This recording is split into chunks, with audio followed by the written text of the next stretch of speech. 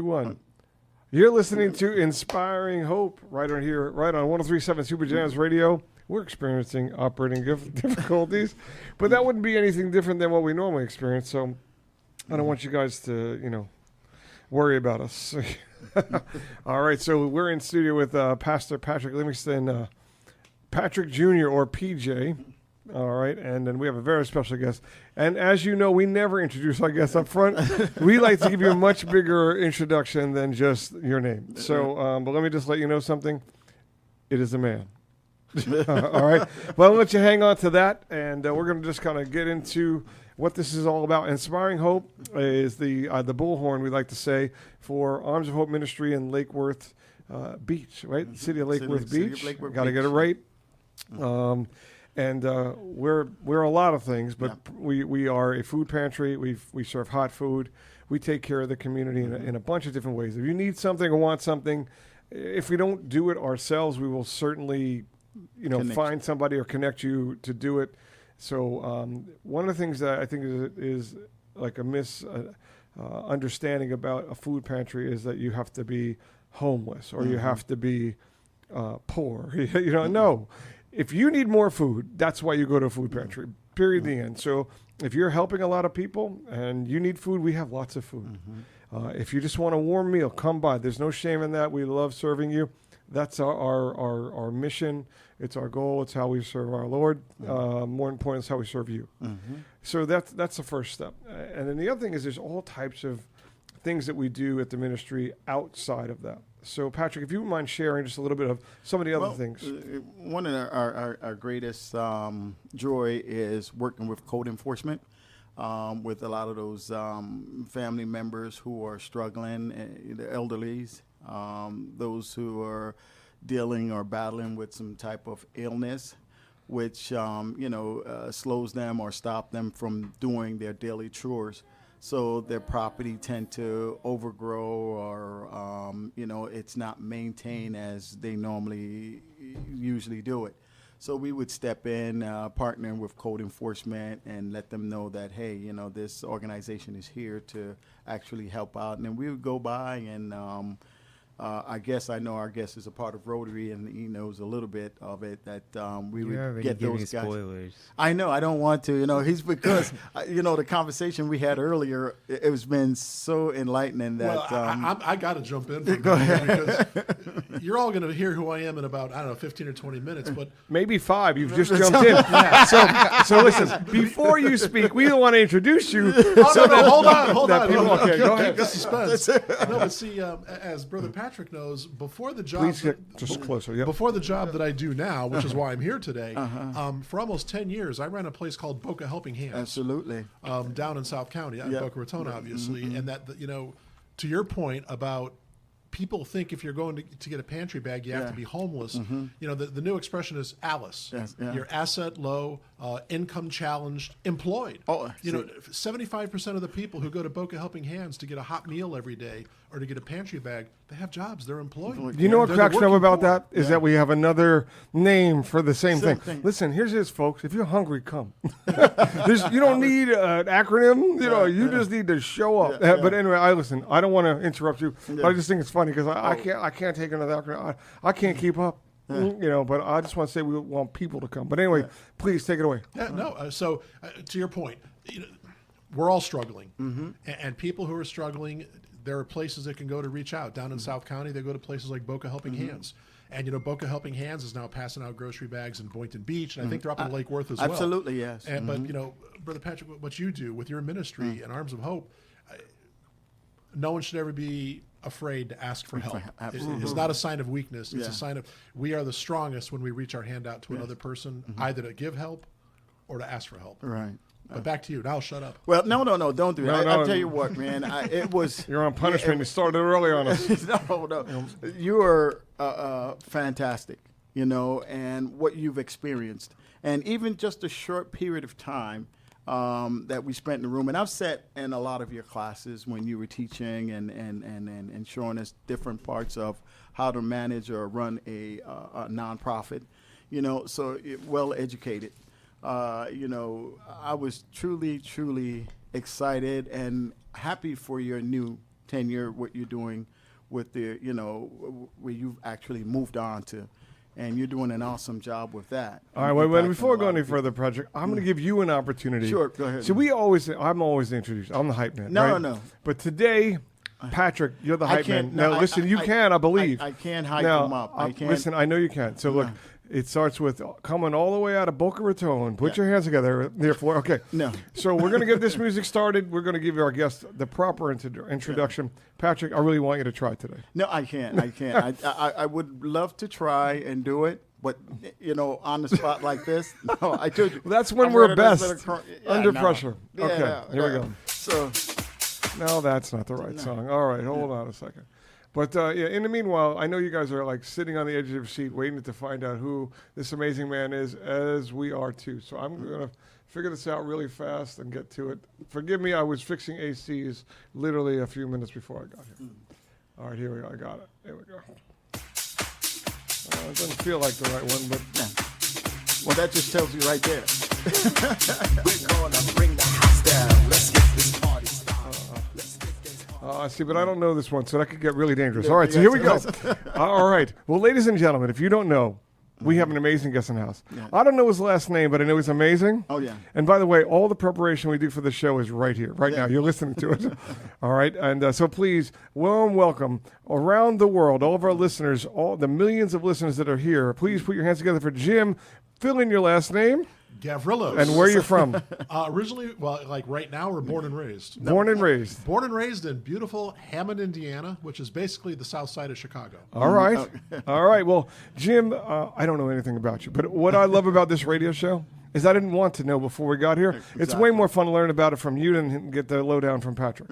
Right. So, guests in the studio, we're always honored to have you, Jim. We are certainly honored to have you. Actually, I've heard a little bit about you, and I know that you bring it when it comes to helping people and serving God, and we always love superheroes, and to us, you're one of them. So, one of the things that we want you to do for us is tell us, where you, how did you get to where you are right now, and then what you're doing now, because obviously you've made a change. So I have had a journey through life, and when you look back, you always see the Lord's hand in everything. So let's go ahead and start this, because this usually brings conversations to a screeching halt. Let's do it. I started out life as a Greek Orthodox priest. Wow. Yeah.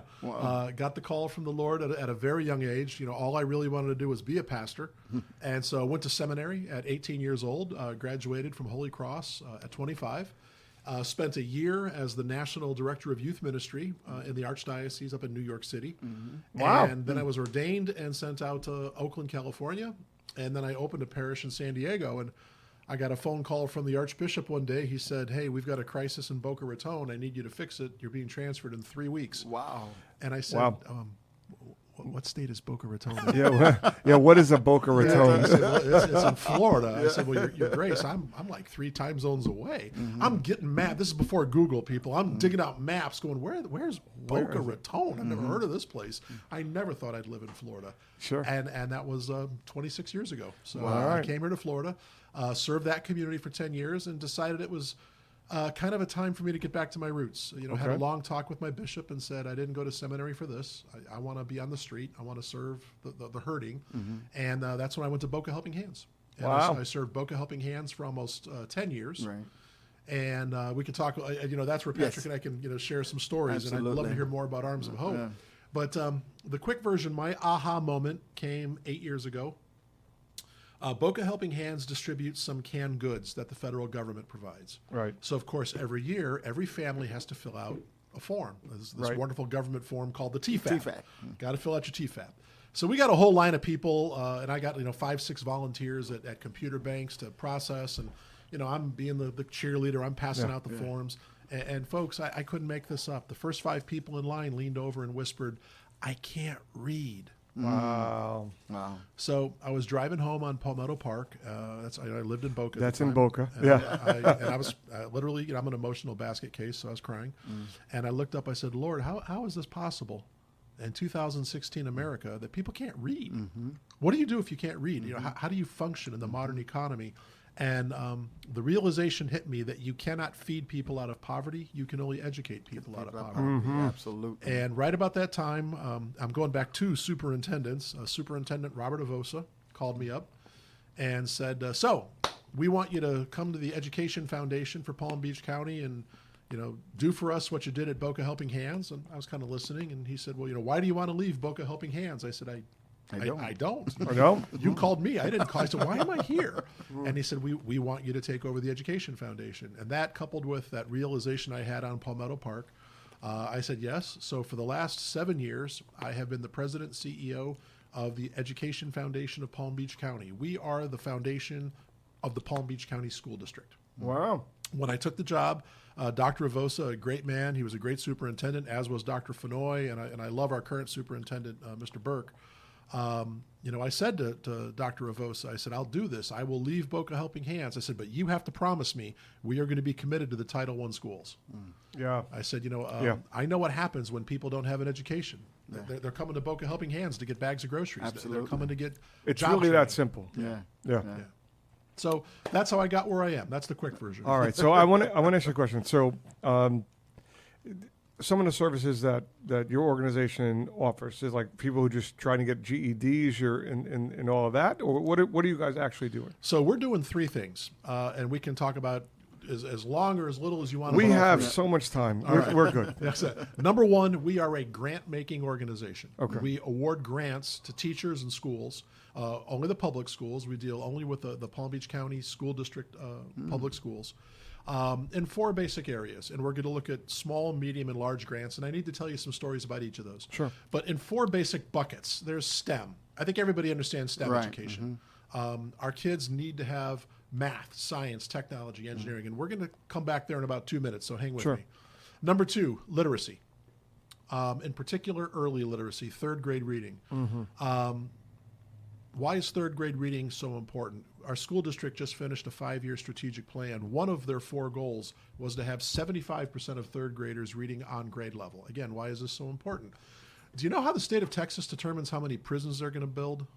Yes. No. I am not making this up. Yeah, Third third grade grade. reading scores. Yep. Wow.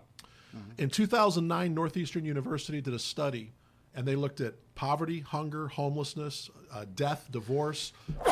They looked at alcoholism, substance abuse. The clearest indicator and most accurate indicator of future incarceration, Is reading level. third grade reading scores. A third grader who is reading below grade level is 4 times more likely to drop out of school. If they're living in poverty, they are 6 times more likely. And a child who drops out of school is 69 times more likely to be incarcerated. I have to say this. If you're listening, listen. It's mind blowing to me what you're saying right now. That because it just makes perfect sense. Yeah. It's literally one of the most horrifying statements I've ever heard said on this show, that your future or potential future of going to jail is so drastically increased by your reading level, third grade in particular, but reading level. Parents, if you're listening, read to your kids. Yeah. From 0 to third grade, you're learning how to read. From third grade forward, you're reading to learn. I see. If you haven't learned how to read, the kids down here have the same IQ as the kids up here. 100%. They just don't know how to read. Right. One of the things that we do when we get to the second area that we focus on, which is distributing school supplies. Yeah. A couple of years ago, through some grants from some of our generous donors, we were able to get a truck. Yeah. So now we take large donations and we can distribute. Scholastic Books, who, believe it or not, is still around. Patrick, I'm an old dude. I'm going to be 60 years old this year. They were around when I was a kid. So Scholastic Books is still around. Scholastic Books called us up, and they said, we have got 20 pallets of books. So we said, great, we'll take them. And we started calling around to schools. We delivered about 15 pallets out to the Glades in Pahokee. I said to the teachers there, just give them out to the kids. This one teacher got really emotional, and she said, these are children who have never had a book of their own.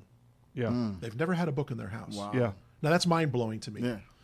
As a Greek immigrant from an immigrant background, my parents grew up with education was just below God. Yeah. Right. We grew up with books, reading both in Greek and in English. 'Cause that's the way you had to do it. It just blew my mind that there are the children out there in Pahokee and the Glade who have never had a book in their house. And so we were able to distribute tens of thousands of books. So again, second area is literacy. Third, college and career readiness. Focus a little bit on career readiness. Sure. The Ed Foundation is currently funding 3 career academies in the school district. Through our friends at the Frederick DeLuca Foundation, we're funding the cybersecurity program at Santa Lucia's High School. Through J.P. Morgan Chase, we fund the Fire Science Academy up at Palm Beach Lakes High School. I got a great story there. Can I tell it? On the next segment, Because we're coming up on a break. There you go. And You got third, through our friends at Carrier, we're funding the HVAC Academy at Royal Palm High School. And J.P. Morgan Chase was so happy with the Fire Academy that they are now funding the expansion of the HVAC program at Riviera Prep. I'd like to talk to you because one. Well, I saw your shirt and I said, Yeah, well, I mean, look, so you bring up a really good point. One, students aren't going, young people are not running to trades anymore. No. It's like, woohoo, we want to go work. That's what it is. However, it takes a really smart person to do what we do. It's not about, you're using your hands, your mind also, this is serious stuff. And it's hard to get, young adults into that. And the Air Squad is a ministry too. Like when you come in to the Air Squad, I'm spending time with you on God. I'm spending time on you with personal finance. I'm spending time on you in other areas because I understand that if you're not good at home, you won't be good at work. Absolutely. And I think what you're saying is very similar in that you got to get stable to make it. It's not an intelligence issue. It's an information issue. Oh, well said. And I think we're blessed in this community, Palm Beach. Remember, I'm on my 3rd superintendent. Yeah. So one superintendent back, Dr. Donald. You're wearing them out. Oh, yeah, really. Dr. Fenoy was a big proponent of the trade education, and he used to say all the time proudly, before I went to school and became an educator, I was a certified auto mechanic. That's right. Because I did a trade school when I was in high school. I was a certified auto mechanic. Then I decided to go to school and become a teacher. That's right. And see, and this is the point. This is what we're going for. You're coming up on a break. Folks, we're going to be right back. I didn't cue a song because I was so enthralled with what Jim had to say. We'll be right back. Jim does that. He does that. Super Jams Radio. And we have Pastor Patrick Livingston from Arms of Hope Mystery. Patrick Jr., PJ's in the house. Absolutely. And Jim. He's simply Jim. Jim G. Jim G. And look, he's from the Education Foundation of the Palm Beach of Palm Beach County, and he has a story to tell. But I just want to recap really fast. If you were not listening, you need to make your radio way louder. Yeah. You're about to get really important information, but I just want to share with you a fact. And Jim, if you would do this one more time for me. 3rd grade leading rebel, what were the statistics of your possibility of going to jail if you read below that? A 3rd grader reading below grade level is 4 times more likely to drop out of school. If they're living in poverty, it's 6 times more likely. And a child who drops out of school is 69 times more likely to be incarcerated. 88% of the people behind bars today are high school dropouts. Now listen, this is a crisis. It's a national crisis. This is a crisis. This isn't like a little thing we're talking about. It's not about race. It's not. It's simply about caring enough about these young adults and young children to give them the opportunity. Because you're taking it from them if we're not worried about them when they're young.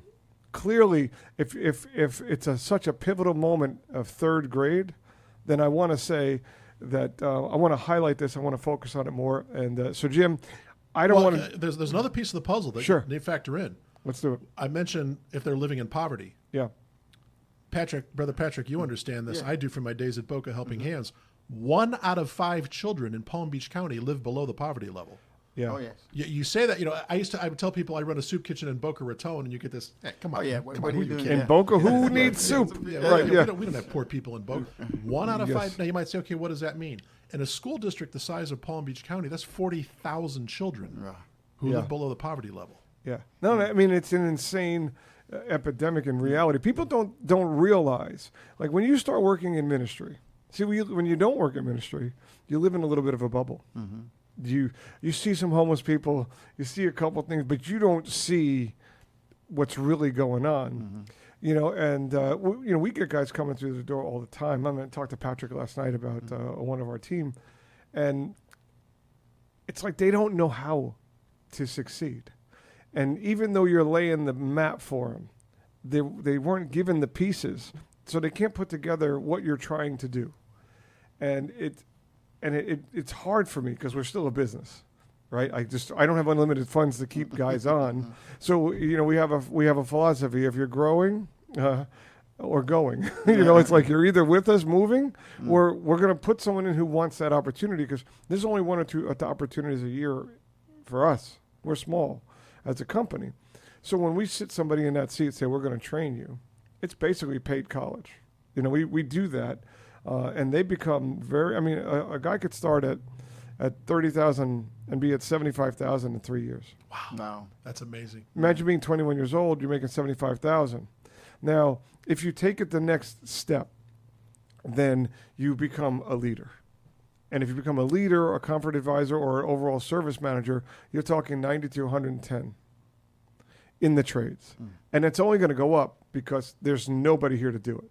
So everybody's crying about cost of trades.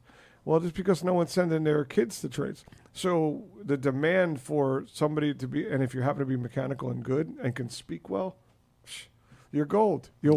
I wish I had done this show 6 months ago. As Brother Patrick knows, I just moved to Boynton Beach. Yeah. My wife and I bought a home in August, and the air conditioning was on the spritz. Yeah. I called 3 different companies, and the earliest one said, "Yeah, we can get to you in 3 weeks on Monday." I'm like, I'm sorry, what? Wow, no. It's August in Florida. I need some no, air we- conditioning now. We're literally next day. If you tell me by 3, you have a new one by 3 I tomorrow. want your card before I go home. I'll leave it with you for sure. But what you bring up is very important. The firemen, and these are all jobs that they're physical hard. And I think that the younger generation today doesn't love physical hard. Not like my dad was. You were young. Yeah. Physical hard. That's what we did. You didn't have. My dad said, "Here's a wrench at 13. Yeah. Come help." I used to carry his pail of tools. To this day, I hate Home Depot buckets because they hurt your hand, because it's not a comfortable. And my dad had 8 million tools in this bucket, and my job was to schlep it for him. Yeah, so you could run from trades fast. It's not glorious. It's not a sexy, so to speak, career, but it's definitely rewarding. And if you're good at it, and if you constantly try to build yourself, you can make as much as any doctor, any lawyer, because you could own a business that would do that. Absolutely. Yeah. Well said. All right. So, You mentioned the fire. The Fire Science Academy was our first career academy that the Education Foundation funded. And we were working with Palm Beach County Fire Rescue. And in particular, what we wanted to do was encourage young men of color and young women of color to look at fire rescue as a career. And after about 2 years of the program, one of the captains at Palm Beach Fire Rescue, he was serving as an advisor. We were chatting about the program, and he pointed to this one kid. And he said, "See this kid over here?" I said, "Yeah." He said, he was either headed for jail or death. right. He was, he had some issues. He was a troubled kid from gangs. He said, this kid, something clicked in his head where this kid said, this may be my one chance to have it, not just a job, but a good career. He said, he has become the model student. He has become, he's teaching the freshmen and sophomores how to put on their equipment and what to do, and he's leading by example. At graduation that year, the Riviera Beach chief got up and said, "We have a job to give, and we're hiring this young man right here." How awesome is that? So this kid is now serving our community as a firefighter. Wow. County Administrator Virginia Baker. She wasn't crying; she was weeping. It was one of the most emotional moments. The room just came unglued. Yeah. And that's what it's about. Giving people opportunity. Yeah. Give them the opportunity. Yeah. And I would like to expand on that a little more. There's lots of opportunity. And I think that what I'm struggling with, just in my own little circle of trying to help people with opportunity, is that they don't see it as opportunity.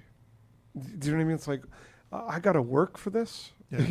and the answer is yes. And it's not because I want it to be hard work. You have to work for everything. You want a great marriage, you got to work. You want to be healthy and physically fit. You got to work. You want a relationship with Jesus Christ. You got to work. You got to work. Right, yeah. It's discipline. And so that's the challenge. Is that for me? That's the layer I would love to figure out how to break through. Yeah. Which is, okay, you don't see what I see yet. How do I get you to see what you could be? Can I give you 2 stories here? Sure, I'd love And that. we're still talking about our grant side of the house. Yeah. There's a whole other thing we're going to get to in a few minutes, in particular for the Lake Worth Beach and Right. for this area. But on the grants, 2 stories. The first one up at Palm Beach Lakes High School. We had a teacher approach us about funding a gaming program. Now, I'm a Like 60 programmer. No, games. Oh, just video play games. Just play. Now, I'm a 60-year-old dude, so I thought this was the dumbest thing I'd ever heard of in my life. I said, "What? You're going to teach kids to play video games?" He said, "No, teach them ultimately to program them, et cetera, et cetera." Wonderful local funder, a visionary, a guy named David Nicholson with the Stiles Nicholson Foundation, decided to fund the program. He required you to have a B average to get into the class. There were about 100 or so kids at Palm Beach Lakes High School who were in danger of flunking out, who are now earning a B average so they could get into this program. Wow. And they are graduating, and they're getting hired to do programming.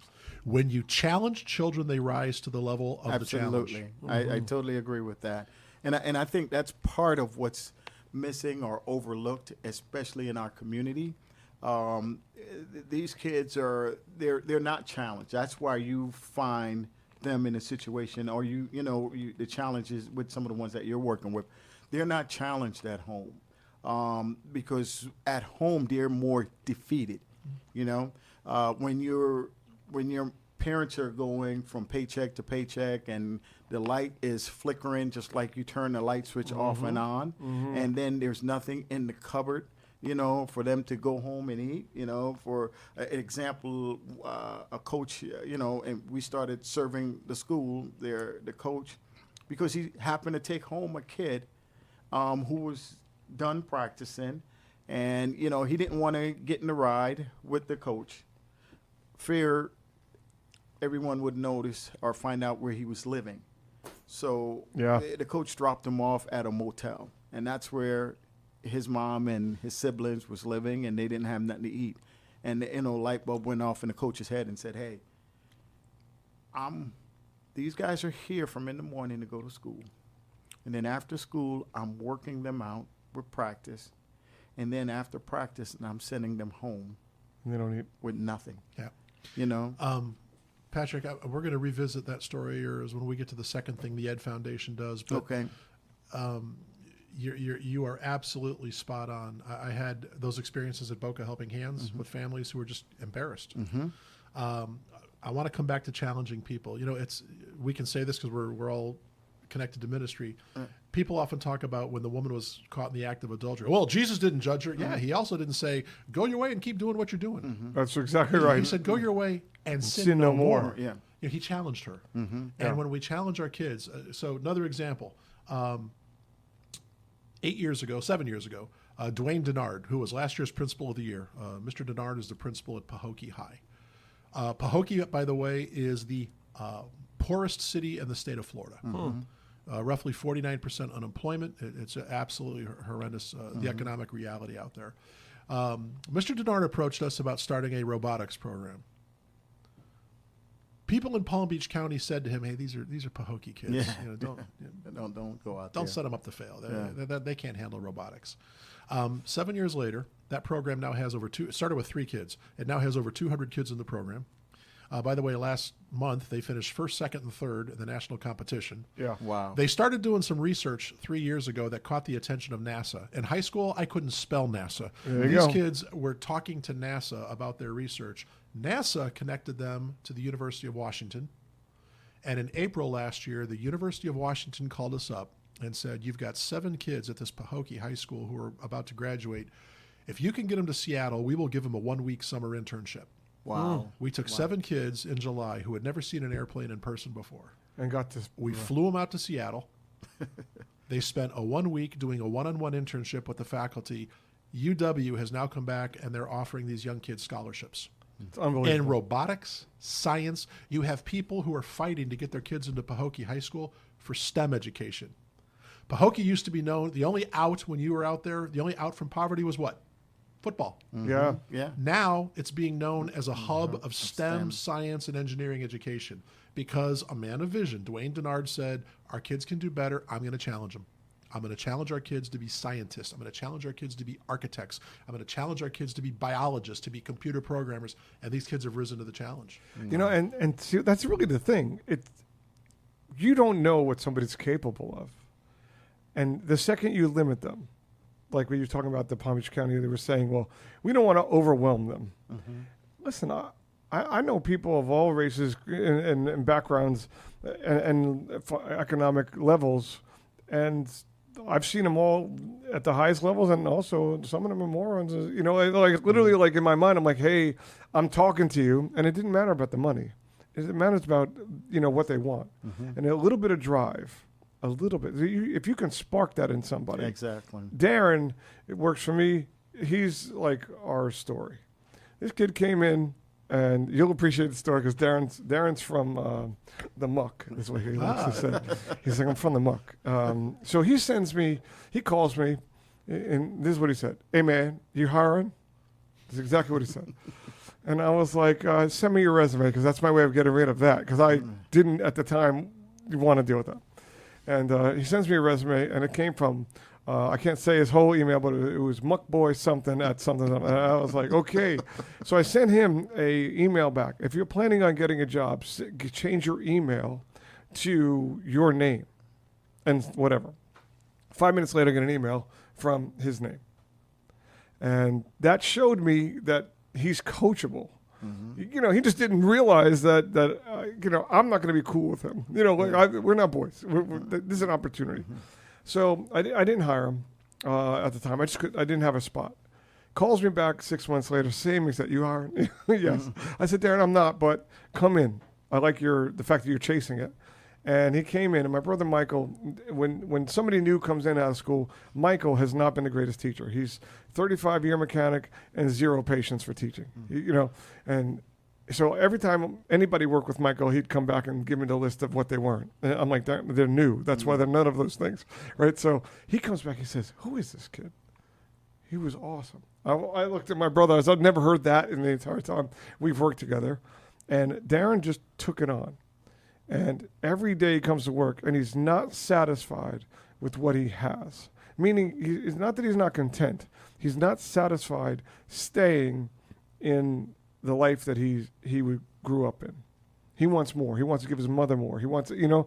So he comes to work with a different mission. But we've had to have hard conversations. Like, hey, Darren, you need to speak, you know, professionally. And he says, you mean with white voice? Exactly what, these are the conversations I'm having with him. And I said, no, you just need to be universally acceptable. Like, in other words, when you describe something, they have to understand you. I said, more importantly, I said, if you can sell to an old Jewish lady, you will be fine in this business. We're in South Florida. He says, what does that mean? Now, you go look at my reviews. It's all old Jewish ladies telling you how amazing Darren did and whatever. But it's really, you know, it's important to dig past their approach. You know what I'm getting at? In other words, his approach was just the only one he had. Yep. You're teaching him a whole new mode of existence. Yeah. But he's taught me too. He's taught me to have faith in something I couldn't see at first. Because at first he just was a street kid. Yeah. I didn't know what was going to happen. I didn't have a lot of hope. But my brother said this, and the next thing he's doing this, and I sat with him, and because this is his 4th year with us, I sat with him. I said, Darren, I want to show you something. I said, you're now middle class. He's like, what? I was like, yeah. Here, look, first year's paycheck. I said, here's your second year's paycheck, and here's your third year's paycheck. What do you think about that? I said, yeah. I said, here's poverty. Here's you. Yep. I said, you did it all by yourself.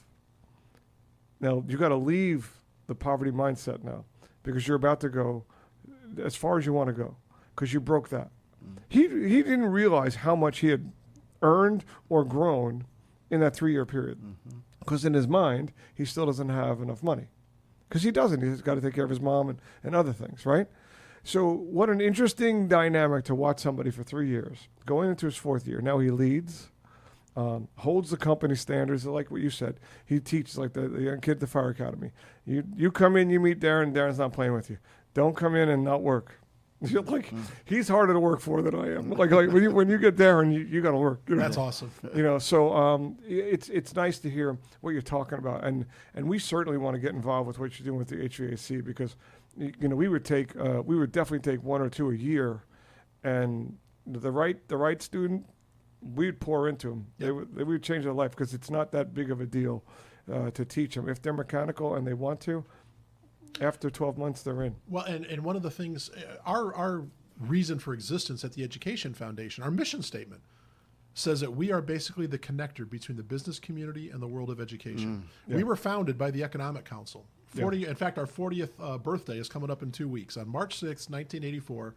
And I'm talking about the giants of Palm Beach County's history of education and business. William T. Dwyer, George Elmore, Alexander Dreyfus. These guys got together and said, we need a foundation here for the school district. And they were the ones who founded it, the Economic Council. Wow. The point here being, I mentioned, Carrier supports the HVAC program out at Royal Palm.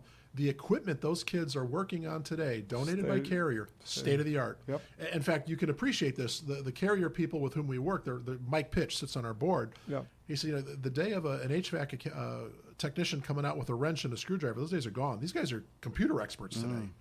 He says, these kids are working on state-of-the-art equipment. When they graduate from Royal Palm High School and soon Riviera Prep, they're ready to walk into your company and go to work the next day. Go to work. Yeah, and That's the kind of education the Palm Beach County School District is committed to. Yeah. First class, world class. Right. Well, because you can spend 2 years in training and be ready in HVAC, and spend 5 years in the field and be ready to lead. Yeah. Like I always say to Darren, I said, you're going to lead people twice your age. He says, what do you mean? I said, someone who's been doing it for 18 years that is in the same station is not half as far as you are mentally in this game. They've just trained themselves to, I'm an installer, I'm a service guy. But they're not more than that. I'm like, Darren, you're all those things, but you're going to lead them, because I don't want you doing what I'm doing, breaking my back at 53, when you could just be using your mouth and your mind. Yeah. You with this skill. So yeah. You're revisiting the point I raised earlier. You can only educate someone out of poverty. You can't feed someone out of Yeah, poverty. that was a great way to say it. So I'm going to, if I can, shift us to the second thing the Ed Foundation does. Sure. We provide school supplies. In fact, we run something called Red Apple Supply Store, and my Red Apple Supply manager told me yesterday we passed, for this school year, $1 million in school supplies that we've distributed. Wow. I want you to think there, about man. the number of kids who go to school every year and they don't have, Brother Patrick, I got to tell the story. Sure. This was just a couple months ago, and to be perfectly frank, it's a teacher maybe 15 minutes from where we're sitting in an elementary school, called us up and said, I have a star kid in this school who has never missed an assignment, missed 2 in a row. And the teacher kept the kid after class and said, what's going on with you? You've never missed an assignment yet. And the kid said, and I quote, it wasn't my night for the pencil. Wow. Yeah. And I'm looking at your face, and this is the reaction I've gotten from everyone with whom I've shared this story. He has 4 brothers and sisters. There's 5 kids in the family. They each get one night with the pencil. And he said, the night that these assignments were due, it wasn't my night, so I couldn't do my homework. We distributed last year $1.4 million in school supplies. Just yesterday, we are currently serving 87 schools. Let me correct that, because as of yesterday, we're serving 88 and 89. Nice. Oh, nice. We're very excited. We added Pine Jog and North Grade, K through 8. And next week, we're adding John I. Leonard. Oh, High School. nice. Yeah. So we serve not only elementary, but middle and high, which brings up a whole nother issue. High school kids don't need crayons and pencils and pens. High school kids need flash drives, earbuds, and I'm going to be kind of blunt, because that's the way I am. I apologize to all of your listeners, especially if you're having dinner or you have a weak stomach. But we have about 4,000 homeless kids in Palm Beach County schools, which the national statistics tell us it's more like 8,000. But there are 4,000 who actually report. Right. You have hundreds of young women, so you know where this is going. Hundreds of young women who miss 3 days a month because their family doesn't have feminine hygiene products. That's terrible. So as we expand Red Apple Supply in terms of the number of schools we serve, we're also expanding in terms of the products that we distribute. Sure. Because if you're serving middle and high school kids, they have very different needs. Yeah. So again, John I. Leonard High School will be the 90th school that we're serving. We're in the process of building a building in Lake Worth Beach. The foundation was laid just about a month ago. We're building a 32,000 square foot facility for the Education Foundation, which is going to do a couple of things. Number one, it's going to give us the warehouse capacity to serve all 182 schools in the district. Sure. Wow. We have a multi-purpose room, and this is where I get excited. Go back to our grants for a minute. We have small, medium, and large grants. I'm going to go to our smaller grants. We call those Go Teach grants. They're between $1,000 and $3,000 each. This year, we distributed about 80 Go Teach grants, totaling, I think, $173,000. I'm going to go, let's say, to 5 elementary school teachers who got a grant to do something creative with math. And I'm going to bring them in. And then I'm going to bring in 50 other teachers. And I'm going to say to the 5, teach these 50 to do what you're doing. Yeah. Right. We become a force multiplier. 5 becomes 50, 50 becomes 250. We're going to take our grant recipients every year, and part of their grant agreement is you're going to come to a session at our new facility in our multipurpose room. Thank you, Florida Power and Light, who donated the multipurpose room. We're going to go to them and say, part of your responsibility is to teach 10 other teachers to do what you're doing. Right. Show them your pedagogy. Show them how you're inspiring kids to love math, to love engineering, to love literature. We're going to take our best teachers and multiply them. So back to Red Apple Supply. So currently, let's say I'm going to promote you today, Brother Patrick, at Patrick Livingston Elementary School. I just named a school after you. I love that school. Yeah. When Patrick Livingston Elementary School becomes a Red Apple Supply shopper, your teachers get to come twice a year. And when I say shop, we literally give them whatever they want. The average teacher walks out with about $300,000 to $400,000, or excuse me, $300 to $400 with the school supplies. The average teacher in America this year spent $587 out of their own pocket buying school supplies. Yeah. So we're now, as I said, with North Grade and Pine Jog Elementary coming on board yesterday. We're at 89. When John I. Leonard comes on, we're at 90. As part of Red Apple Supplies, and we want to thank Meredith Trim, who's one of our board members who founded Red Apple Supply. As part of Red Apple Supply, Teresa West, who's our Chief Engagement Officer, she came up with something 4 years ago we call the Backpack Initiative. I want you to think about being in second grade. And you go to school the first day in August, and everybody in class has a backpack but you. Wow. What does that do to your sense of self, your image, your sense of confidence? We have schools. Out of the 182 schools in the Palm Beach County School District, 110 of them are Title I, which means 70% of their kids are on free or reduced lunch. We provide backpacks for every child in that school. The first year we started with 1,000. Then it went to 5,000. Then it went to 10,000. Last year we did 17,000. We thought, oh my gosh, this can't get any bigger. Gang, this year in August we distributed 23,695 fully stocked backpacks. Wow. Yeah. We served 39 schools. We're serving 21% of the school district. Wow. Go ahead.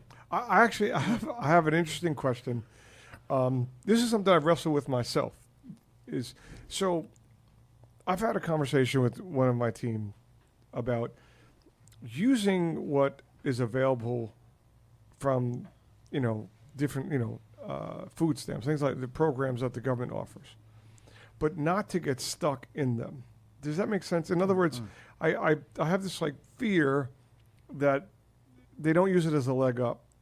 We offer people a hand up, not a handout. Right. No, and I know what you're saying, and I'm saying, so I was more fishing for what's the best way, from your experience, to introduce programs to people and continue to move them through the program as an asset, not as the only thing, if that makes sense. Yeah, one of the things we do is always keep the goal in front of them.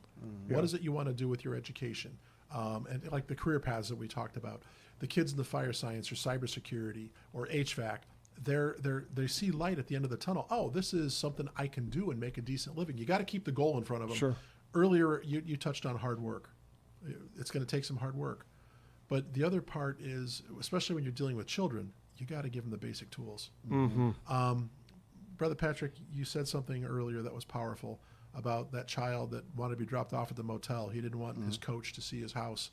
I'm going to read you a poem. Okay. And this was written by a young person in Palm Beach County. And I want you to listen carefully. Okay. The poem is called "'Cause I Ain't Got a Pencil." I woke myself up because we ain't got an alarm clock. Dug in the dirty clothes basket because ain't nobody washed my uniform. Brushed my hair and teeth in the dark because the lights got turned off again. Got my baby sister ready because mama wasn't home, she was working. Then I got us both to school on time, so at least we got a good breakfast. If But then when I got to class, the teacher fussed at me because I ain't got a pencil. Yeah. That's 1 out of 5 kids in Palm Beach County. Yeah. That's 40,000 children in Palm Beach County match that description. Yeah, that is a. If you walk into class without the basic tools of education, how can any logical person expect you to succeed? Yeah. And this is where things like Arms of Hope come into play, where you are saying to people, there are resources. Yes. We will get you the bag of groceries. We're gonna talk to code enforcement and get your grass cut.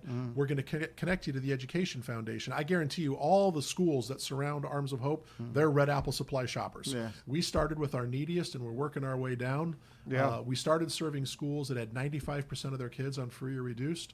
We're now down to about 82, 83%. So we're still serving the Title I schools. Yeah. When we get all those covered, we're going to cover our goal is to serve every school. Our goal is that no teacher in Palm Beach County should ever have to dip into their own pocket to buy school supplies for their students. Absolutely. Yeah. All right, well, look, we're coming up on station identification. Reaching, no longer seeking greater things. We'll be right back. Have you forgotten you have a father listening?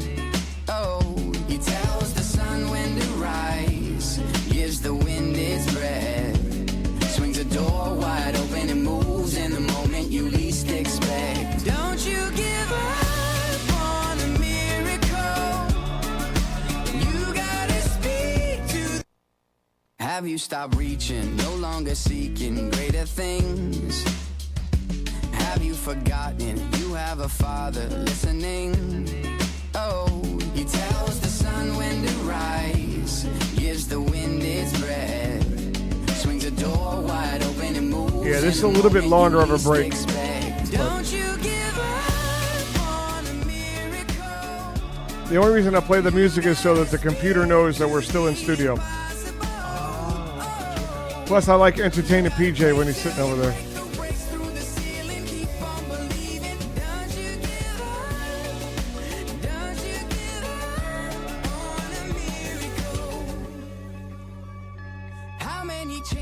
How many answers pass us by? You know it takes faith to step on the waves when you're terrified. So when you're backed in a corner and can't wait any long, don't you give up on a miracle. You gotta speak to the impossible. Oh, you gotta pray till you breaks through the ceiling. Keep on believing. Don't you give up. Don't you give up on a miracle.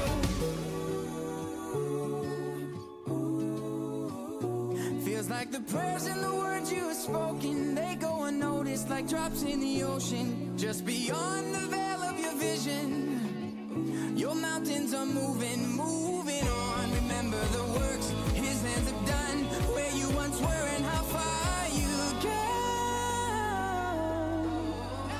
Don't you give up on a miracle.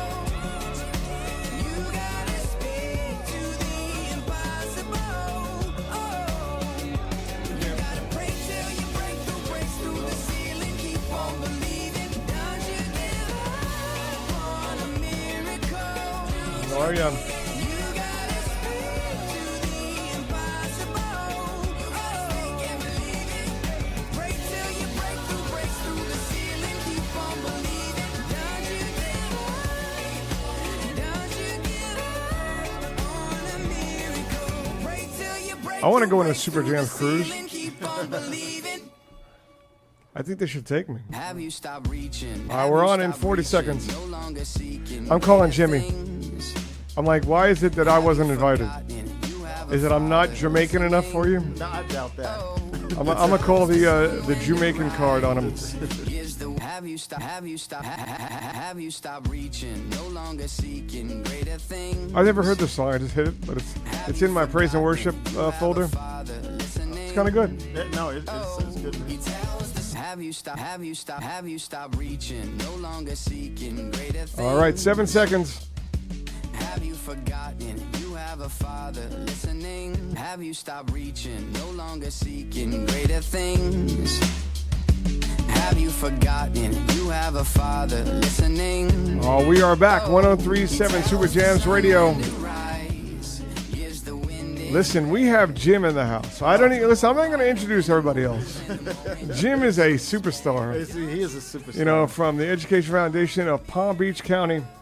Look, he's got so much information. First of all, Jim needs his own 2 days to disseminate all the things that are going on at his organization. But listen, Jimmy, I hope you're listening. Because I want to say, Patrick and I really like cruises. We don't know why we weren't invited. The Super Jams is going on a cruise. Yeah. And we weren't invited. So, Jimmy, I'm expecting a call on Saturday to talk about this, because you're going to need a good DJ on that cruise. Yeah, there you go. I'm not saying the DJs you have aren't great, but how many Jew-making DJs do you have? Let's really talk about it. And if the air conditioning should break. And I have multiple purposes. I have several functions. All right. So all kidding aside, look, if you haven't checked out the Super Jams cruise. You should. Let's see. It looks like they're leaving on August 4th, and they're coming back on the 10th. I couldn't even go if I wanted to. It's August, and that's AC season. So you guys are going on the hottest cruise ever, mid-August.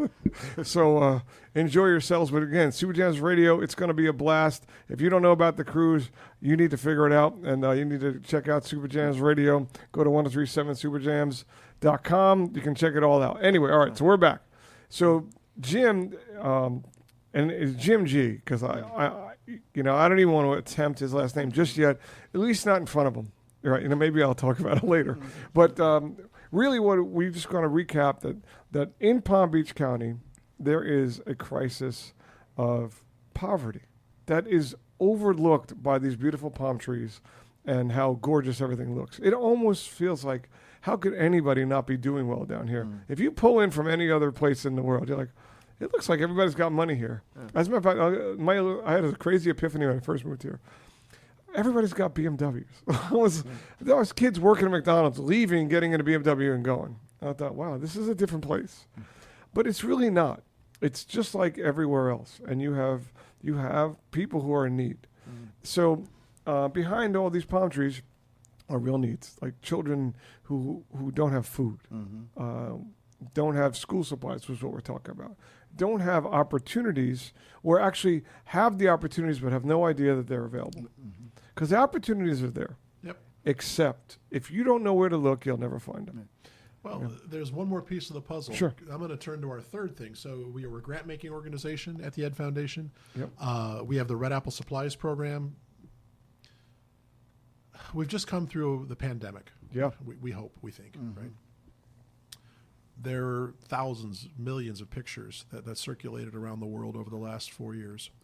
The one picture that I can't get out of my head for a lot of reasons, one of which is I came here from San Diego, as I mentioned earlier in our chat.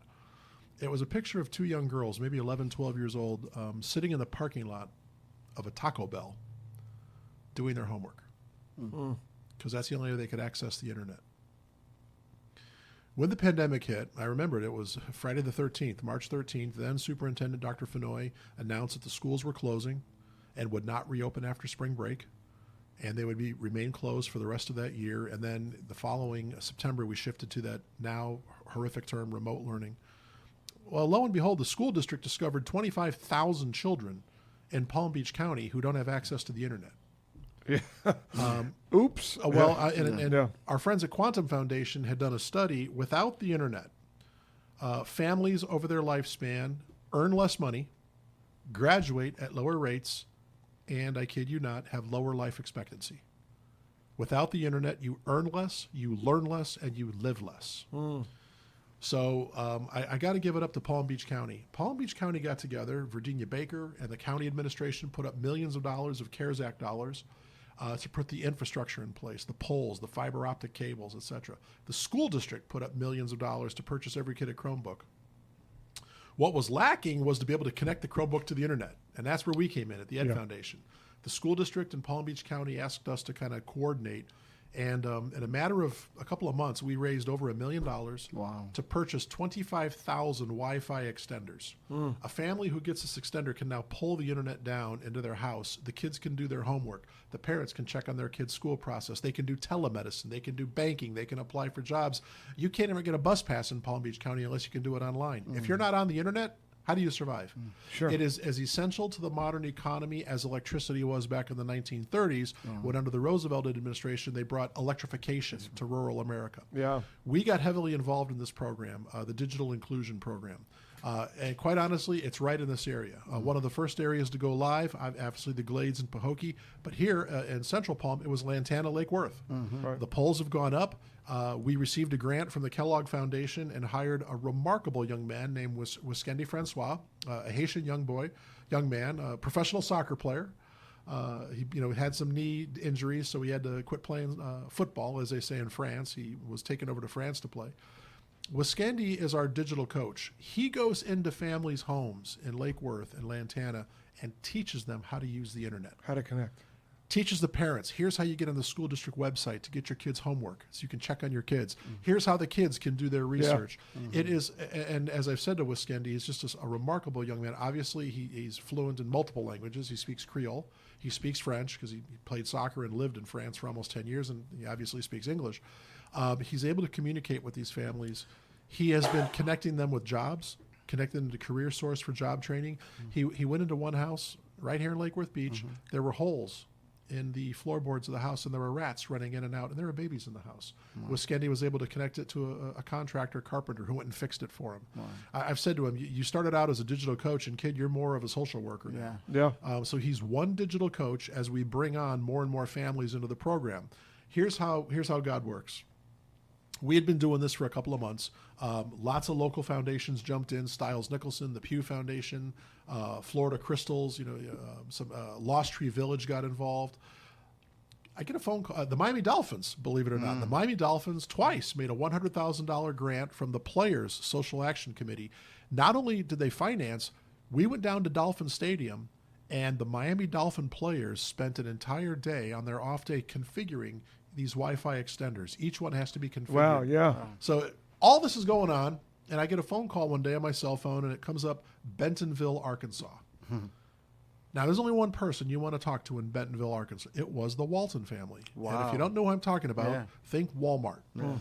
Sam Walton's kids still live in Bentonville, and it was the Walton family. And they called me up, and they said, we've heard about what you guys are doing down there in Palm Beach County. Do you realize you were the only county in the entire United States that's doing this? And I said, no, I didn't know that. They said, what's the secret sauce? What have you figured out that the rest of America hasn't? And I said, I'm going to be honest. I don't think we're any smarter down here in Palm Beach County than the rest of America. But when it comes to our kids, we put our egos aside. And Palm Beach County, the government, Virginia Baker, Michael Butler, and that crew, Archie, the Palm Beach County School District, our funders, the Miami Dolphins, everybody got together and said, look, we don't care who gets the credit. Let's get these kids connected to the internet. And over the last 3 years, neighborhood by neighborhood, house by house, kid by kid, we are connecting people to the internet and giving them equal access to that opportunity that is the American dream. Sure. So this is still a long-term project. We add more families. And we're about to do a distribution from Lantana Elementary School in the next couple of weeks, where we distribute more Wi-Fi extenders and do kind of workshops, teach families how to use them. This is one of the basic tools of education. This is how you change the world. When I speak to corporate America, which I do pretty much every single day, I tell them I don't know how to change the world because I'm not smart enough. But I do know if we can provide first-class curricula and programming, if we can provide the school supplies they need and access to the internet so they can study and do research, we can change the life of one kid. We change enough kids, you can change a classroom. If we change enough classrooms, we can change a school. Change enough schools, we can change a city. Change enough cities, we can change the world. So I don't know how to change the world, but I do know we can change the life of one kid. We can change the trajectory of one child by giving them an education, making sure that the Palm Beach County School District has everything they need. I hate to go down this path, but let's do it. Let's do it. We love those paths. What do you do? What do they do? Fire me? The state of Florida currently ranks 47th in the nation in terms of per student spending. 47th. Wow. And Is where- that out of 30? No, I'm yeah, just yeah. kidding. Yeah. It is the business community in Palm Beach County that steps up to make sure our children have what they Wow. need. I want to go Wow. back to the backpack program that we do. Last year, people like Gunster, the law firm, said we want to do a packing event on our lunch hour. And so we took all the stuff up to Gunster's law offices up in West Palm Beach. They had a huge conference table. We put the backpacks, the notebooks, the pencils, the pens, the note cards, the folders, everything. And for 2 hours during lunch, a bunch of lawyers and support staff from Gunster walked up and down in an assembly line and packed up backpacks.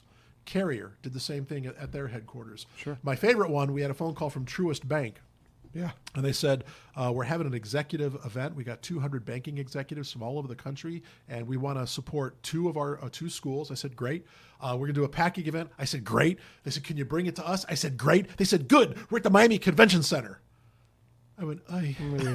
We loaded up our truck, drove everything down to the Miami Convention Center, and for 2 hours, Truist bankers packed up over 800 backpacks. Wow. It's just amazing. NCCI down in Boca, the Rotary clubs Yes. of Boca Raton have done both backpack packing events and Wi-Fi configuration. And the point I'm trying to make now is that if you really want to get involved, you don't have to look hard. It's not that hard. It's not that hard, folks. Right here in Lake Worth Beach. Yeah. Talk to Arms of Hope.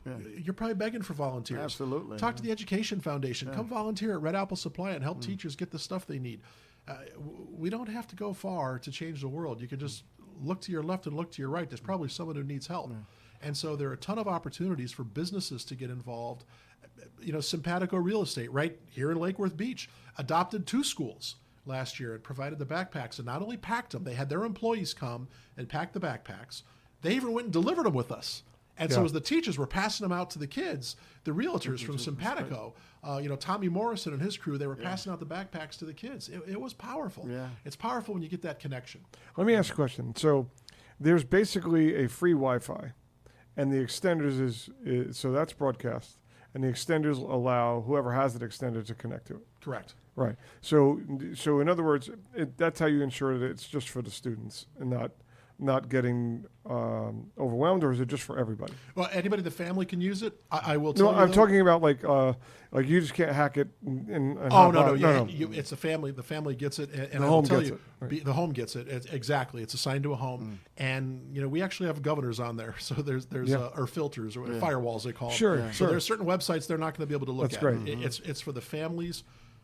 Number one, to do their kids' homework, Yep. to be able to get in contact with the school district. But secondly, to allow the parents to apply for jobs, to apply Yeah. for government benefits, to do telemedicine appointments.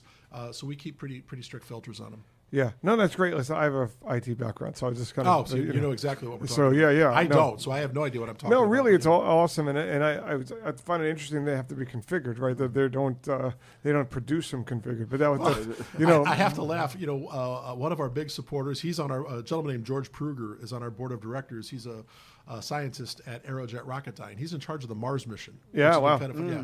And so tell people, these guys aren't rocket scientists. Well, no, with Aerojet No, Rocketdyne, they actually really are. rocket scientists. So Yeah. they came to do a volunteer experience about 2 years ago to configure Wi-Fi extenders, and it was the Aerojet Rocketdyne guys who said, we could come up with a program where these would just automatically. There's a script. Please, It's yes, do that. Because Yes. Otherwise, we're configuring 25,000. And by the way, they're stored kind of right across the street. The McKesson School District warehouse is right across the Oh, street wow. from this studio. Yeah. Is that right? Wow. So we've got about 15,000 extenders, about just 5 minutes from where you're standing or sitting right now.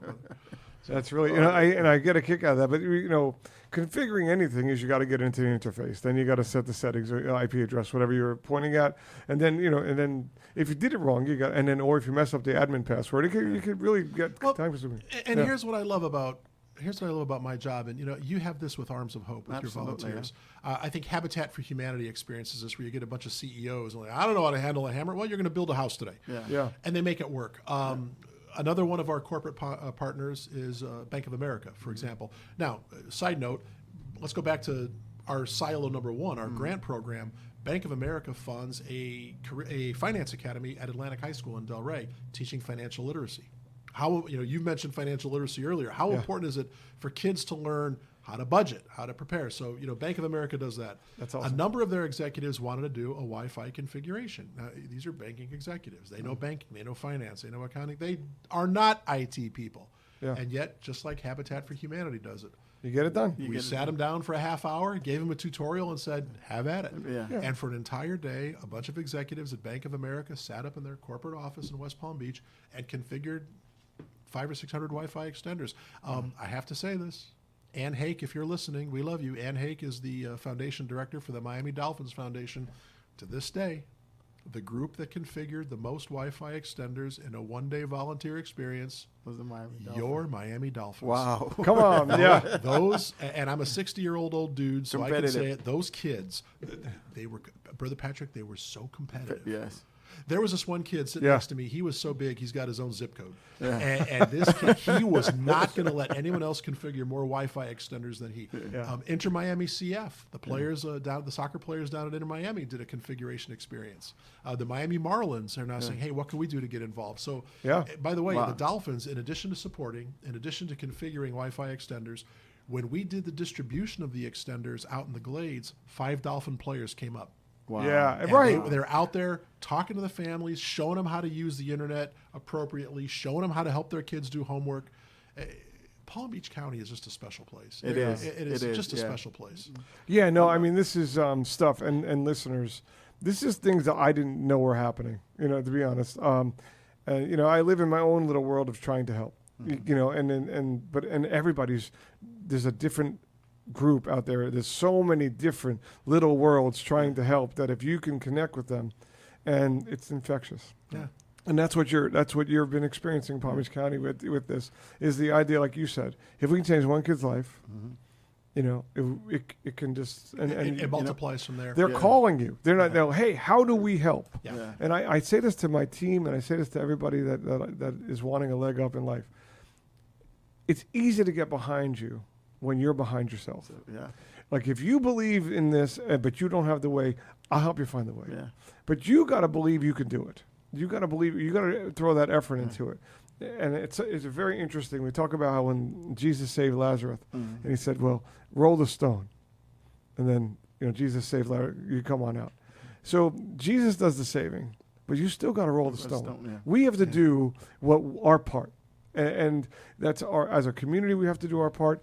As the person receiving the help, you got to do your part. Yeah. And if if those two things come together, it's really an unstoppable situation. Your story has been great, Jim. I mean, literally, what you guys are doing. Patrick's like, yeah, got this guy coming on. No, Yeah, he's all right. No, I mean, Jim, and when I called you superhero, I only assumed that, but you confirmed that. And I don't mean that in trying to elevate you as much as trying to say that you stand in the gap for so many. Yeah. And you stand on the front lines of a major movement that changes lives. Yeah. And your impact will be long felt. And I just want to say thank you for that. And I know that there's a lot of people that have had their lives changed, a lot of kids. But you talked about, it's not my night for the pencil. That is really like such an impactful story. And your poem was The great. poem, yeah. You're killing yourself just to get there, just to get a bunch of mess from the person who doesn't know what you're going to through. understand your challenges, And I appreciate the comments and the compliments, but can I tell you who the real heroes are? First of all, I think we all know this is people who put on a uniform to go to work. I've got a son in the Air Force. 100%. I've got a son who's deployed 5 times. He was a Special Operations Air Commando. These are heroes. Yeah. Our firefighters and our police officers are heroes. But I got to say something about our public school teachers. They are heroes. In that horrible situation 2 years ago in Uvalde down in Texas. One of my colleagues, after it happened, a friend of mine who was not a teacher, in fact, Brother Patrick, you probably know him. He's a nonprofit guy that you and I probably both work with. He said, "Did you hear that story of how those 2 teachers died shielding their children from the Yes. gunman?" And I looked at this person and I said, "Do you realize that's what teachers do every single day when they go to work?" Yeah. They shield their kids from hatred, from bigotry, from ignorance, from illiteracy. Yeah. And teachers do this. Once upon a time, we asked our teachers to teach. Now we want them to be police officers, pastors, rabbis, ministers, counselors, social workers, sexual therapists. We want them to make sure the kids have enough food when the pandemic hit. A number of kids they get their primary meals at school, like the young person in the poem I meant. we were at Cross Point Elementary. I'm going to embarrass this lady, but I don't care. If you get mad at me and fire me. Oh, wait, you can't. Dr. Anne Marie Dilbert is the principal at Cross Point Elementary. Yeah. When that pandemic was hitting, we started something called Kits for Kids, where we would go to the school sites when they were picking up their food and pass out kits they could take home to do their homework. So we're at Cross Point on the other side of the parking lot. They're doing food over here. We're doing our school supplies. And I see Dr. Dilbert, the principal, loading up her car with these bags of groceries. I said, what are you doing? And she looked at me and said, well, I know at least 17 kids at this school whose parents don't have cars and can't get here to pick up food. I'm going to go deliver it to them. Yeah. Wow. I looked at her and said, let me get this straight. You're the principal here. And you're going to load up your car and go deliver. She goes, these are my kids. I know which of my teachers have this thing about mine. These are my kids. Yeah. I know which of my kids aren't going to get food if I don't go deliver. These are the kind of teachers we have. Yeah. We have an event coming up in March. We call it our Distinguished Alumni Award. Every year we pick one alum who's gone on to success, so we honor that person. This year it's State Senator Bobby Powell, graduated from Palm Beach Gardens High School. School board member Barbara McQuinn was the principal at Palm Beach Gardens when Bobby Powell went there. And when we announced it, Barbara stood up. She goes, he's one of my kids. Barbara, that was like 40 years ago. He's one of mine. He's one of my kids. She started the process. These are the heroes, the teachers in Palm Beach County who get up every day and go into a classroom. And they love those kids, and they just love on those kids. And they give them everything they need, in addition to teaching them algebra and English and history and social studies and government and civics and all the things that we need to survive in the modern world. But they're doing it for what, $45,000 a year? Yeah, it's not. Yeah, it's not the money. It's not. Yeah, no one goes into teaching to get rich. Yeah. You go in because you love children, you love education, and so. Yeah, I appreciate you saying what we do is heroic. It's not, and certainly I could be replaced by a trained squirrel. You take I mean, I wasn't going to say anything, but yeah. Trust me. But our teachers, they just deserve so much respect and so much support. And this is what the Education Foundation is really here to do. Sure. We're here to say to the business community, you've got 13,000 classroom teachers in Palm Beach County. The school district is massive. Yeah. We haven't really touched on that. Palm Beach County, by the way, is the nation's 10th largest school district. Wow. Yeah, 24,000 employees. Every day in Palm Beach County, the largest restaurant, the largest construction company, the largest transportation company, the largest employer, and the second largest police force is the school district of Palm Beach County. It's massive. Palm Beach County itself geographically is the largest county east of the Mississippi. It's the size of Rhode Island. Wow. And so you've got an incredible variety of teachers who are just doing their best to give our kids, to educate, affirm, and inspire children in an equity-based environment. That's our school district's motto. And under the incredible leadership of Superintendent Burke, who you want to talk about the right guy at the right time. Superintendent Burke is not an educator. He's a businessman. He was the CFO for the school district when they made him superintendent. And he has led this district to incredible growth. Pahokee, I talked about Principal Denard and our robotics program. Yeah. When we started that program 7 years ago, the graduation rate at Pahokee was 62%.